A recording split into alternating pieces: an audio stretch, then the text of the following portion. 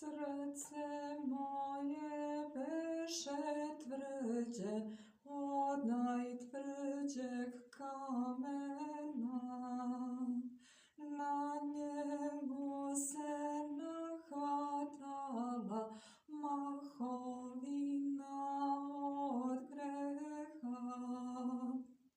Al kad su ga dakle svete tajne Hristove, zapitah se šta mi je, da li me je napojila rosa, što na cvetu ranom zorom osta.